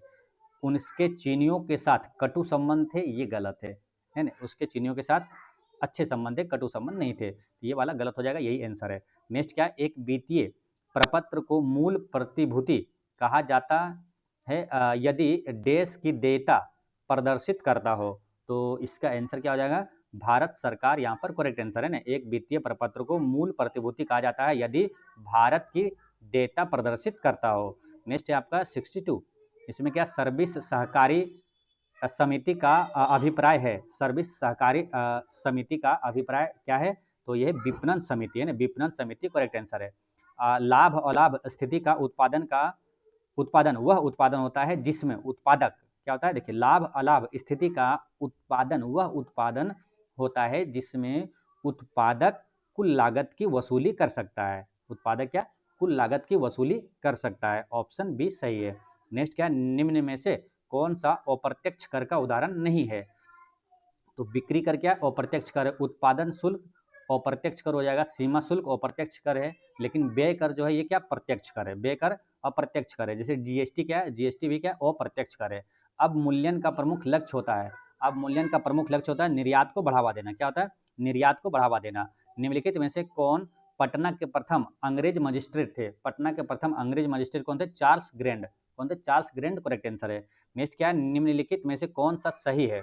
तो इसमें से कौन सा सही है ये आपको बताना है। तो देखिए इसमें प्रियांश जो लघुत्तम स्वजीवी कोशिकाएं हैं ये वाला गलत है मालूम। प्रियांश लघुत्तम स्वजीवी कोशिकाएं ये गलत है। माइकोप्लाज्मा की कोशिका भित्ति अमीनो शर्करा की बनी होती है ये गलत है। विषाणु एकल तंतु आरएनए अणु से बने होते हैं ये वाला सही है। ठीक है, ये वाला यहाँ पर करेक्ट आंसर है, बाकी ये वाला भी गलत है। नेक्स्ट क्वेश्चन क्या है, निम्नलिखित में से कौन सा कथन सत्य है? तो सत्य कथन इसमें बताना है। देखिए इसमें अगर बात करेंगे, पहला क्या है, दाब एक अदिश राशि है, ये सही है ना। दाब का SI मात्रा क्या होता है, पास्कल। कार्य का बीमीय सूत्र ml2 और T-2 होता है, ये वाला भी सही है। ठीक है, विस्थापन धनात्मक ऋणात्मक हो सकता है परंतु शून्य नहीं हो सकता, ये गलत है, शून्य भी हो सकता है। ठीक है, फिर क्या बोला, समतल कोण का SI मात्रक अस्टेरेडियन होता है, ये गलत है। समतल कोण का SI मात्रक क्या होता है, रेडियन होता है ना, क्या होता है, रेडियन। और ठोस कोण का SI मात्रक होता है अस्टेरेडियन, यानी कि ये भी गलत दिया हुआ है। यानी सही कौन सा, 1 और 2, यानी आंसर क्या हो जाएगा, ऑप्शन डी। नेक्स्ट क्या है, घर्षण बल के अधीन किया गया कार्य होता है, तो घर्षण बल के अधीन किया गया कार्य क्या होगा, ऋणात्मक होगा। नेक्स्ट क्या, भू अस्थायी उपग्रह के संबंध में कौन सा कथन सत्य नहीं है? तो यह पश्चिम से पूर्व की ओर पृथ्वी की परिक्रमा करता है, ये वाला सही है, पश्चिम से पूर्व की ओर करता है। और इसका परिक्रमण काल पृथ्वी के परिक्रमण काल के बराबर होता है, ये सही है। इसका कक्षीय वेग 8 किलोमीटर प्रति सेकंड होता है, ये गलत है। इसका कक्षीय वेग कितना होता है, 3.1 किलोमीटर प्रति सेकंड होता है। ठीक है, यही वाला आंसर हो गया। बाकी आगे क्या लिखा है, यह उपग्रह पृथ्वी से लगभग 36,000 किलोमीटर की ऊंचाई पर रहकर पृथ्वी की परिक्रमा करता है, ये वाला सही है। ठीक है, अब ये वाला प्रश्न अकेले में है ना, कई बार प्रश्न पूछा गया, ध्यान रखना है। आपसे पूछा जाएगा उपग्रह जो भू अस्थायी उपग्रह की औसत ऊंचाई कितनी होती है, तो 36,000 किलोमीटर होता है, याद रखना है। ठीक है, नेक्स्ट क्या है, निम्नलिखित में से कौन सा कथन सत्य है? तो इसमें देखते हैं कौन सा कथन सत्य है। तो पहला क्या है कि एक विद्युत धारा दूसरी विद्युत धारा पर बल लगाती है, इसकी खोज अलेसांड्रो वोल्टा ने किया था, ये वाला गलत है ना। फिर क्या, जब समांतर चालकों में एक ही दिशा में विद्युत धारा प्रवाहित होती है तो दोनों के बीच आकर्षण बल लगता है, ये वाला यहाँ पर सही है ना, दूसरा यहाँ पर सही है। फिर आगे देखते हैं,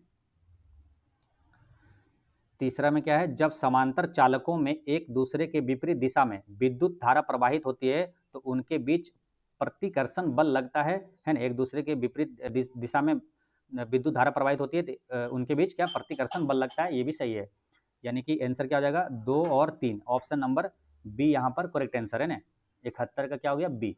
नेक्स्ट क्या है, सरल सूक्ष्मदर्शी की आवर्धन क्षमता क्या होती है? तो सरल सूक्ष्मदर्शी की आवर्धन क्षमता एम बराबर क्या होता है, 1+b/f होता है ना, d/f। डी यहाँ पर जबकि क्या है 25 सेंटीमीटर माना जाता है। ठीक है, d/f होता है, ऑप्शन यहाँ पर ए करेक्ट आंसर है। 25 सेंटीमीटर क्या है, तो अस्पष्ट दृष्टि की न्यूनतम दूरी कितना, 25 सेंटीमीटर ही होता है। ठीक है, अब यही क्वेश्चन क्या देखिए दूसरी बार आया है, इसलिए बार बार अगर प्रैक्टिस करते हैं तो आसानी से याद हो जाता है। नेक्स्ट क्वेश्चन क्या है, एक तीक्ष्णा वृत्ताकार पथ पर तीव्र गति से जाता हुआ 4 पहियों वाला वाहन के संबंध में निम्नलिखित में से कौन सा कथन सत्य नहीं है?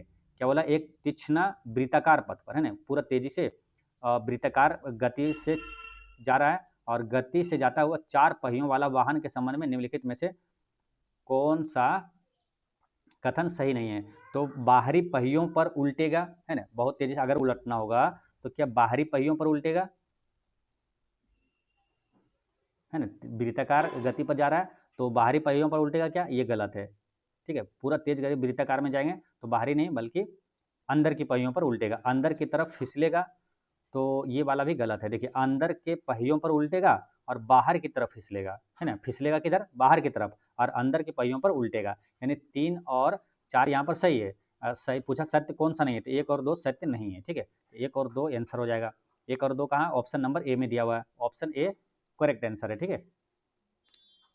नेक्स्ट क्वेश्चन क्या है, निम्नलिखित में से वह कौन सी प्रक्रिया है जिसके द्वारा कोई वस्तु कुछ रंगों के प्रकाश को अवशोषित करती है और दूसरों को परावर्तित कर देती है, ये कौन सा, परावर्तन हो जाएगा, है ना, ऑप्शन बी यहाँ पर परावर्तन करेक्ट आंसर है। नेक्स्ट क्या है, वर्णांधता एवं हीमोफीलिया किस प्रकार की अनुवांशिक बीमारी है, वर्णांधता एवं हीमोफीलिया किस प्रकार की अनुवांशिक बीमारी है, तो ये हो जाएगा एक्स लिंग संलग्न अप्रभावी रोग या विकार है, ऑप्शन सी यहाँ पर सही है। नेक्स्ट क्या है, उबलते जल की तुलना में उसी ताप की भाप प्रायः अधिक गंभीर जलन देती है, इसका कारण क्या है, तो वाष्पन की गुप्त ऊष्मा है ना, उसमें क्या होता है, वाष्पन की गुप्त ऊष्मा होती है उसमें।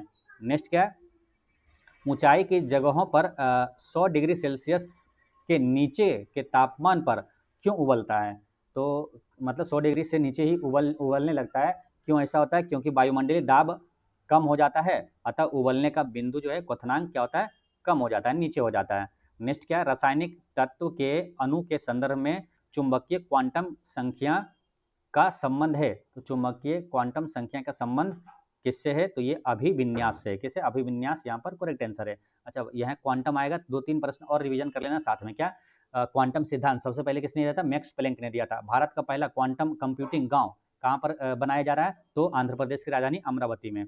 नेक्स्ट क्या है, सही कथन का चयन कीजिए, तो इसमें देखिए आवर्त सारणी में, जैसे ये आवर्त सारणी हो गया, ठीक है, आवर्त सारणी हो जाता है, ठीक है, आवर्त सारणी में बोला क्या, बाएं से दाएं जाने पर संयोजी इलेक्ट्रॉन की संख्या बढ़ती है, तो ये बात सही है ना, क्या होता है, बाएं से दाएं जाने पर संयोजी इलेक्ट्रॉन की संख्या बढ़ती है।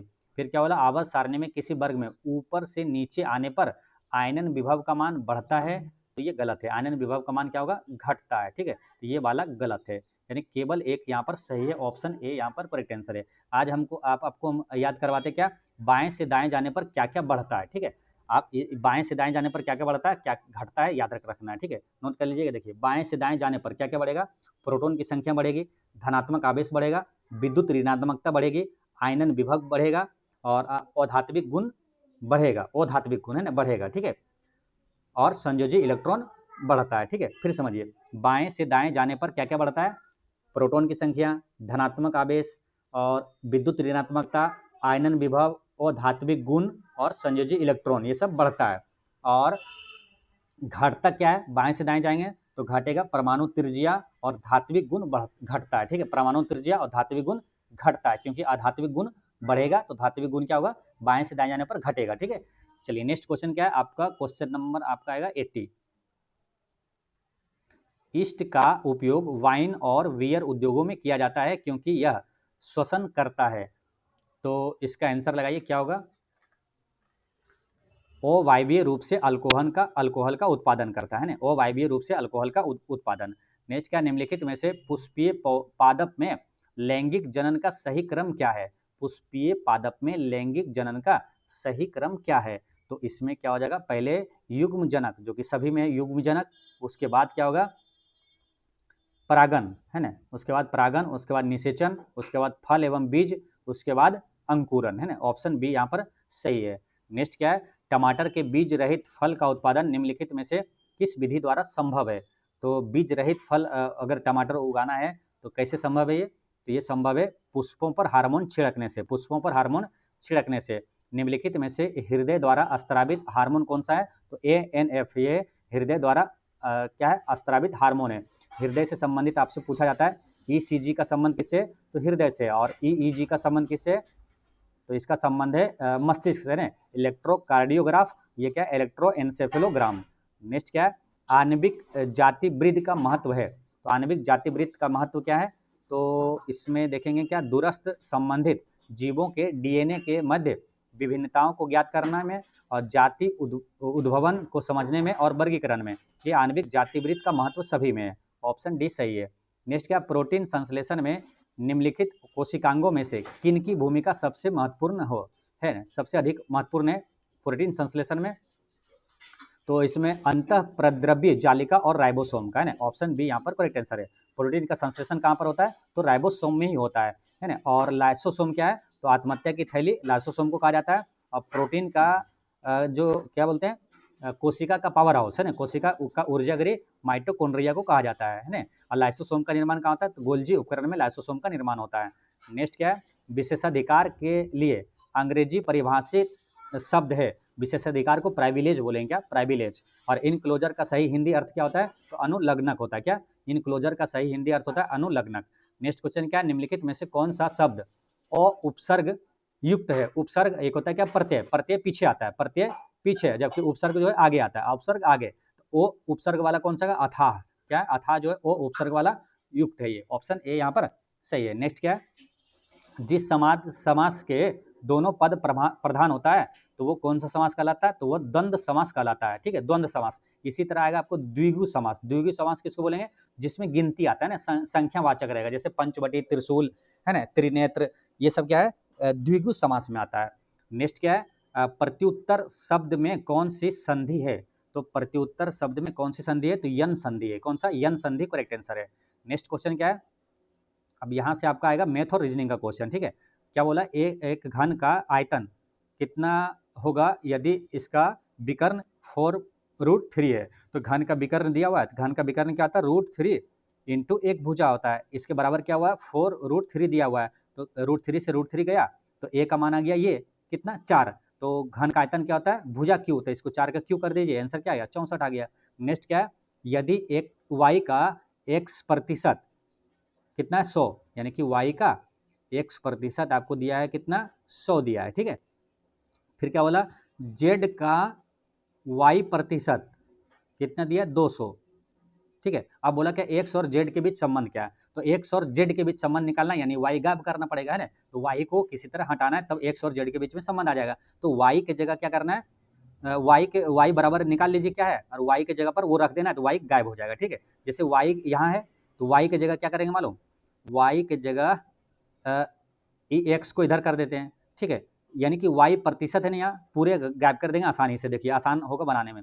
y प्रतिशत को इधर रखिए। ठीक है, y प्रतिशत बराबर क्या कर देंगे 100/x, क्या कर देंगे 100/x, यानी कि यहाँ पर है ना ये जो समीकरण में इसमें y प्रतिशत है, इसके जगह क्या रख देंगे 100/x रख देंगे, यानी कि z गुना, देखिए y प्रतिशत का मान क्या निकाले हम लोग 100/x, यानी 100/x करिए, अब बराबर में क्या है 200। अब देखिए निकल गया, 2 शून्य से ये 2 शून्य गया और z बराबर क्या हो गया, x इधर कर दीजिए, z बराबर 2x आ गया ना, दोनों में संबंध z बराबर 2x, जो कि ऑप्शन में दिया हुआ है कहाँ बी में, z बराबर 2x, समझ गए ना आसानी से। चलिए नेक्स्ट क्या है, एक वस्तु को 20% के लाभ पर बेची जाती है, यदि उसके क्रय मूल्य और विक्रय मूल्य दोनों को 100 रुपया कम कर दिया जाता है तो प्राप्त लाभ 4% अधिक होगा। तो क्रय मूल्य ज्ञात कीजिए। तो इसको देखिए कैसे बनाना है आसानी से। तो मान लेते हैं कि आप पहला क्रय मूल्य है 100 रुपया, ठीक है 100x, ठीक है 100x मान लेते हैं, और इसका विक्रय मूल्य क्या हो जाएगा 120x हो जाएगा विक्रय मूल्य। अब क्या बोला, दोनों में 100 रुपये कम करते हैं, चलिए कम कर देते हैं, इसमें 100 रुपये कम कर दीजिए और इसमें 100 रुपये कम कर दीजिए। अब क्या बोला कि प्राप्त जो लाभ होगा ना 4% अधिक होगा, यानी पहले कितना लाभ हो रहा था 20%, अब कितना लाभ होगा 24% है ना, 4% अधिक होगा। तो लाभ का मतलब क्या होता है, जब क्रय मूल्य पर लाभ को जब गुना करेंगे तो वो क्या आता है विक्रय मूल्य आता है, यानी कि ये क्रय मूल्य है तो 24% लाभ हो, यानी कि 124/100 करेंगे तो ये विक्रय मूल्य के बराबर होगा। ठीक है, अब इसको कैलकुलेट कर दीजिए, आंसर आ जाएगा। देखिए 100 से गुना करिए अंदर तो ये क्या आएगा 100 कटेगा यानी कि x आएगा, और ये 100 कटेगा तो -1 आएगा। ठीक है, और 124 इंटू गुना रहेगा, अब बराबर में क्या है 120x - 100। ठीक है, अब इसको गुना करिए, क्या देखिए 124 को अंदर गुना करिए तो 124x, अब -124 आएगा, आएगा ना, इसमें गुना करेंगे अंदर तो एक बार इसमें x से गुना होगा, एक बार 124 में 1 से गुना होगा -1 से, तो ये क्या होगा, इसको यहाँ पर फिर से लिखते हैं, आपको देखिए समझ में आएगा। इधर याद रखना क्या 120x, देखिए मैथ और रीजनिंग का जो भी जिनका भी थोड़ा सा वीक है तो कॉपी और पेन साथ में रखिए, तो आसानी से लिखते जाइएगा, समझ में आएगा। जैसे वीडियो पॉज करके आप ये लिख दीजिएगा क्या x - 1 इंटू क्या 124, अब बराबर में 120x - 100 है। तो अब क्या करेंगे, इसको अंदर गुना करेंगे 124 को, तो 124 को अंदर गुना करेंगे तो 124 x होगा और -124 होगा। अब बराबर में क्या था 120x और -100 था। अब क्या करेंगे, देखिए 124x है ना, 120 इधर घटा दीजिए तो 4x बचेगा। ठीक है, और 124 यहाँ पर माइनस में तो इधर प्लस करिए, और ये माइनस में है 100 तो 124 में से 100 चला जाएगा तो 24 बचेगा, ठीक है। अब इसको 4 से काट दीजिए, 6 बार में कट जाएगा। x बराबर क्या आया, 6, x बराबर 6 आया, और क्रम मूल्य हम लोग क्या माने थे, 100x माने थे, और x बराबर क्या है, 6, यानी कि 600। आंसर क्या हुआ, ऑप्शन सी करेक्ट आंसर है। नेक्स्ट क्वेश्चन क्या, एक स्टीमर धारा के दिशा में चलकर 2 बंदरगाहों के बीच, है ना, एक यहाँ एक बंदरगाह, ये 2 बंदरगाहों के बीच की दूरी जो है 4 घंटे में तय करता है ना, जबकि यह धारा के विपरीत दिशा में, देखिए धारा के दिशा में जाएगा तो 4 घंटे लगा, धारा के विपरीत दिशा में आया, सेम डिस्टेंस, डिस्टेंस क्या सेम है, यहाँ ध्यान रखना है, जबकि क्या बोला, धारा के विपरीत दिशा में चलकर वही दूरी 5 घंटे में तय करता है, वही दूरी है ना, क्या वही दूरी, यानी सेम डिस्टेंस, डिस्टेंस दूरी क्या है, समान है। तो धारा की चाल यहाँ पर मीटा हुआ है, यहाँ पर क्या है, 2 किलोमीटर, 2 किलोमीटर प्रति घंटा है धारा की चाल। तो शांत जल में स्टीमर का चाल क्या होगा, शांत जल में नाव की चाल पूछ रहा है, ठीक है। तो नाव को देखिए, धारा की चाल दिया हुआ है, नाव की चाल मान लेंगे हम लोग क्या, x किलोमीटर प्रति घंटा, ठीक है। तो नाव की चाल x मान लेंगे। अब यहाँ पर समझिए, देखिए क्या होता है कि धारा के दिशा में चलते हैं तो जो टोटल जो उसका चाल होता है ना, डाउन स्ट्रीम में उसका जो होता है speed, velocity of down stream, वो क्या होता है, जुड़ जाता है, यानी कि x+2 हो जाएगा।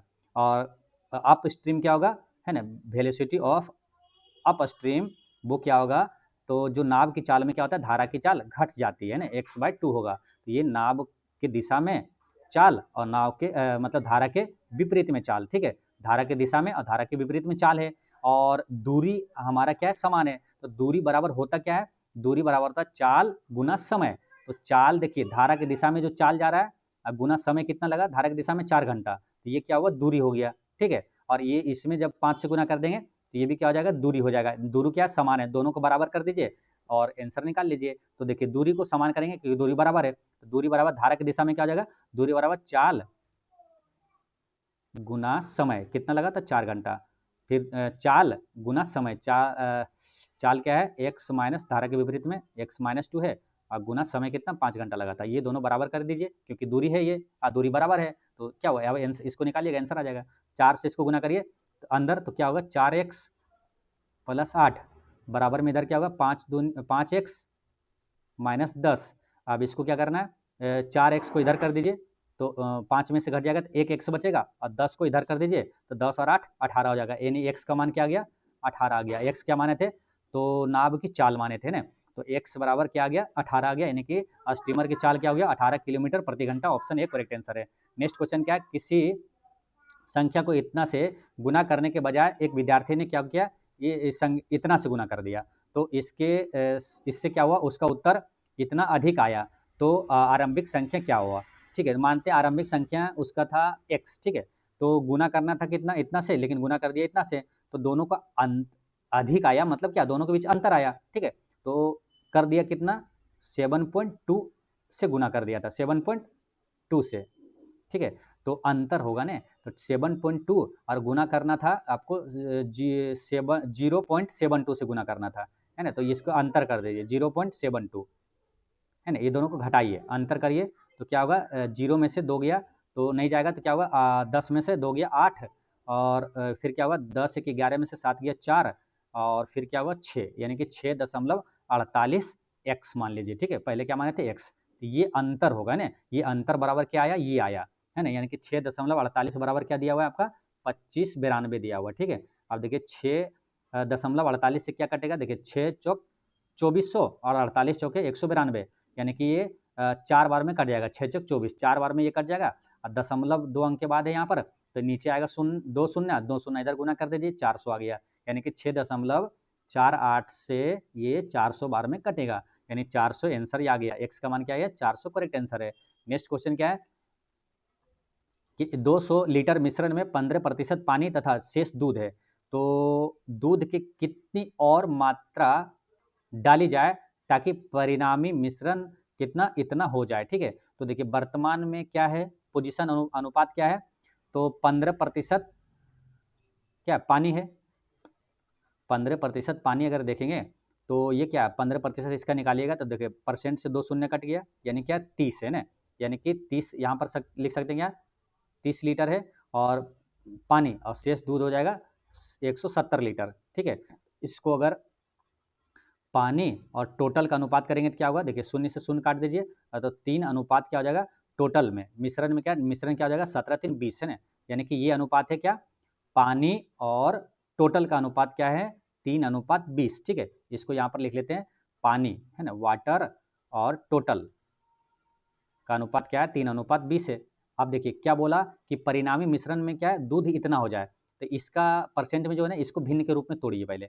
तो 875 है ना, मतलब क्या 87.5 है, तो इसको 0.10 आएगा और परसेंट 2 शून्य आएगा, यानी कि इसको ये लिख दीजिए। इसको 125 से काटेंगे, 7 बार में कटेगा, ठीक है, और इसको 8 बार में ये कटेगा, 125 से 7/8 आ गया। तो इसका रेशियो क्या है, तो ये दूध है, क्या है ये 7 दूध है टोटल में से, ठीक है। टोटल ये है और 7 क्या दूध है, यही तो बोला है ना कि परिणामी मिश्रण इतना हो जाए, यानी कि 7 जो है ये दूध है, ये है टोटल, यानी पानी इसमें कितना है 1 है ना, क्योंकि टोटल है 8 और दूध है 7, तो 1 पानी है, तो पानी यहाँ पर क्या लिखेंगे 1 और दूध क्या लिखेंगे यहाँ पर 7, ठीक है। अब क्या है देखिए, बोला क्या कितना मिलाया जाए कि इतना हो जाए अनुपात, कितना 1:7 हो जाए। तो इसको देखिए यहाँ पर पहले से रेशियो क्या है, पानी और टोटल का अनुपात 3:20 है, लेकिन पानी तो हम नहीं मिलाएं है ना, पानी मिलाने के लिए नहीं बोला, तो पानी का क्या बराबर करिए, यहाँ 3 है तो यहाँ पे 3 करिए, यानी 3 से गुना करिए इसमें, तो ये हो जाएगा 3 और यहाँ क्या हो जाएगा 21 हो जाएगा, ठीक है। अब देखिए पानी और यहाँ पर क्या हुआ, ये टोटल नहीं लिखे थे हम लोग, दूध लिखे थे ना, यहाँ पर क्या है 7 जो है दूध लिखे थे, यहाँ भी दूध लिखिए, यहाँ पर क्या है मिल्क है ना 17 लिखिए यहाँ पर, ठीक है।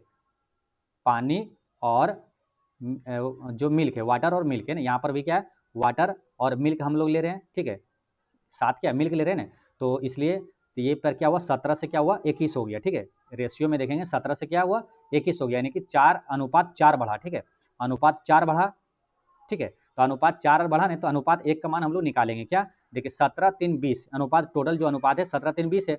अब 20 अनुपात बराबर कितना दिया हुआ है 200 दिया हुआ है, तो अनुपात 20 का मान 200 है, तो अनुपात 1 का मान क्या आएगा, अनुपात 1 का मान क्या आएगा 20 दे 200 है ना, 10 आएगा, अनुपात 1 का मान 10 है, तो अनुपात 4 का मान क्या हो जाएगा 40 हो जाएगा। ऑप्शन सी यहाँ पर करेक्ट आंसर है। नेक्स्ट क्वेश्चन क्या है, निम्नलिखित में से कौन सी संख्या दी गई श्रेणी में प्रश्न चिन्ह को प्रतिस्थापित करेगी, तो इसमें क्या हुआ 13 और यहाँ पर 1 जुटा, फिर क्या हुआ 14 और ये कितना जुड़ रहा है, तो 9 है ना, 9 जुड़ रहा है, यानी कि 1 का स्क्वायर प्लस 3 का स्क्वायर और इसमें जुड़ रहा है कितना 25, यानी कि 5 का स्क्वायर, यानी कि विषम संख्याओं का स्क्वायर जुड़ते जा रहा है, तो इसमें 5 का स्क्वायर जुड़ा है ना, 23 में 5 का 25 जुड़ा, फिर इसमें क्या हुआ 7 का स्क्वायर जुड़ा, 7 49 है ना, 9 8 17 हुआ था, इसमें कितना जुड़ा 7 का स्क्वायर, इसमें 9 का स्क्वायर और फिर इसमें क्या करेंगे 11 का स्क्वायर जोड़ देंगे, तो 11 का स्क्वायर जोड़ दीजिए, इसमें आंसर आ जाएगा, तो 8 1 9 और 7 2 9 और 2 है ना 299 आंसर आ गया। नेक्स्ट क्वेश्चन क्या है, अंग्रेजी शब्द वर्णमाला क्रम में लिखते हुए निम्नलिखित में से कौन सा शब्द सबसे अंत में आएगा, तो इसको कैसे निकालते हैं देखिए, तो सबसे अंत में कौन आएगा, देखिए जो सेम है, जैसे INT इसमें भी है, इसमें भी है, पहला 3 लेटर सब में समान है, ठीक है, तो चौथा लेटर का हम लोग तुलना करेंगे, तो चौथा में क्या पहले ई है, यहाँ पर देखिए यहाँ पर आर है, यहाँ पर आर है, यहाँ पर ए है, तो पहले कौन आएगा ए वाला, ठीक है, यानी कि अंत में पूछा था, यानी ये आंसर नहीं होगा क्योंकि ये तो पहले आ जाएगा ए वाला, सॉरी यहाँ पर ए तो 5वां हो गया ना, चौथा हम लोग तुलना कर रहे थे, ठीक है, तो चौथा है आपका कौन सा चौथा है, मतलब ई आएगा पहले है ना, ये वाला आएगा, यानी कि ये वाला आंसर नहीं होगा, ठीक है। अब चौथा स्थान पर अब जो बचा है उसमें क्या चौथा स्थान पर देखिए आर आर सब में है, ठीक है, चौथा स्थान पर आर आर सब में है, तो 5वां की तुलना करेंगे हम लोग, तो 5वां में देखिए यहाँ ए है, यहाँ ए है और यहाँ आई है, ठीक है, तो ये दोनों तो पहले आएगा ए वाला है ना, ये तो कन्फर्म है कि पहले तो ए चौथा स्थान पर ए है, तो ए वाला पहले आएगा, आई वाला बाद में आएगा है ना, तो यानी कि ये और ये आंसर नहीं होगा, ठीक है, क्योंकि ये सब पहले आएगा, तो ये आंसर क्या हो जाएगा ऑप्शन डी यहाँ पर करेक्ट आंसर हो जाएगा, ठीक है, समझ गए, 5वें स्थान पर जो है आई बाद में आएगा, ठीक है। चलिए नेक्स्ट क्वेश्चन क्या है, लुप्त संख्या इसमें बताना है, तो इसमें क्या हुआ 3 का स्क्वायर अब प्लस 4 करिए 13 आ गया, 6 का स्क्वायर प्लस 31 करिए ये आ गया, तो 5 का स्क्वायर 25 और 20 जोड़ दीजिए कितना हुआ 45 आंसर आ गया। नेक्स्ट क्वेश्चन क्या है, ये मैथ का क्वेश्चन है, इसमें क्या है कि रूट एंडर आपको एक माइनस 99/2500 दे दिया, अब बराबर में 49 रूट एक्स दे दिया, एक्स का मान यहाँ पर पूछा है, इसको क्या करिए, इसको पहले इसको हल करिए 2500 में 25 से कहिए 2500 में से 99 घटाइए तो क्या होगा 4901 आएगा, आएगा ना 4901, रूट एंडर में करिए है ना, रूट एंडर में है और नीचे नीचे भी करिए क्या रूट एंडर 2500 है, ठीक है। अब इसकी तुलना करिए, देखिए रूट अंडर 49 एक का मान क्या होगा, तो इसका वर्गमूल 49 एक का वर्गमूल 49 ही हो जाएगा, ठीक है 49 ही होता है। और बटे में क्या है, ये तो 49 आ गया, बटा में क्या रूट एक्स है ना, तो रूट है और एक्स का मान यहाँ पर क्या है, एक्स का मान क्या है 2500 है, ठीक है, यहाँ पर 2500 आंसर हो जाएगा, ऑप्शन यहाँ पर एक करेक्ट आंसर है, ठीक है। तो दोस्तों इस तरह से आपको प्रैक्टिस सेट नंबर 4 का पूरा आपको डिटेल सॉल्यूशन के साथ आपको बता दिए, ठीक है। और मिलते हैं नेक्स्ट वीडियो में। आपका जो ज्ञान बिंदु का ऑफलाइन टेस्ट चल रहा है उस टेस्ट नंबर 13 के साथ मिलते हैं। आपको दोनों अभी साथ में लेके चल रहे हैं, जो लाटेस्ट अभी सबसे लॉन्च हुआ है आपका वॉल्यूम 3 एडुटेरिया का, और ज्ञान बिंदु जीएस एकेडमी की तरफ से जो ऑफलाइन टेस्ट चल रहा है उस वीडियो में मिलते हैं, ठीक है। तो चलिए पढ़ते रहें, मुस्कुराते रहें। जय हिंद दोस्तों।